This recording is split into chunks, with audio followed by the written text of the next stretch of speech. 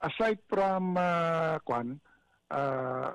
pinanggagalingan po ng pondo for the RCEF dito po sa koleksyon ng taripa, ang purpose po ng taripa ay magbigay ng protection sa ating mga magsasaka against, alam mo na, yung sobrang importasyon na siyang nangyari so, bakit mo payayamanin ang magpapalay sa ibang bansa? Eh, ang kailangan ng tulong, yung magpapalay natin.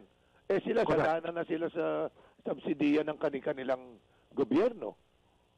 Ano po? Tama yun, Jarius. At saka, yun namang sinasabi na ang rason kung bakit binabaan yung taripa under EO 62 noong July of 2024 ay upang makinabang ang ating mga consumer in terms of lower prices ng bigas sa merkado. Hindi naman po nangyari yun eh. Di ba? Nananatiling mahal pa rin, relatively speaking.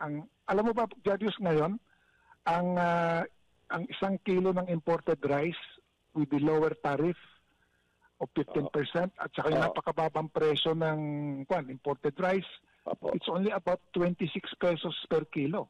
Landed cost po yan. Okay. Pero pumunta ka sa palengke, nasa 40 pesos pataas pa ang nabibili po natin na well-milled rice. Ang laki ng patong. Ang laki po ng patong. So hindi rin talaga nakikinata ang consumer. Hindi napapakinabangan ng consumer. Yes.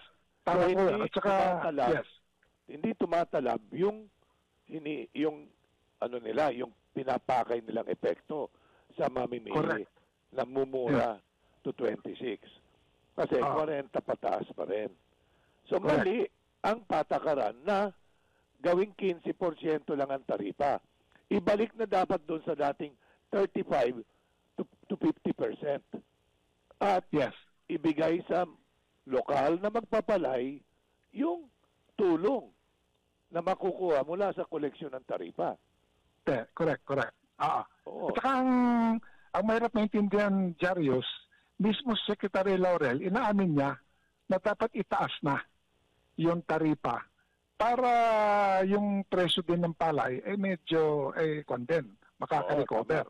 Ang question bakit masyado siyang nagdi-delay sa kanyang ang nagdi-delay ba si Secretary Chu Laurel o si Presidente? Actually, both. It's both of them, Jarius. On its own, sa ilalim po ng tinatawag na Safeguard Measures Act of year 2000, binibigyan ng kapangyarihan ng Secretary of Agriculture na magpataw ng additional tariff to protect farmers from yung napakalaking volume ng imported rice na siyang pinagmumula ng serious injury, especially in terms of low palay prices and reduced incomes ng farmers.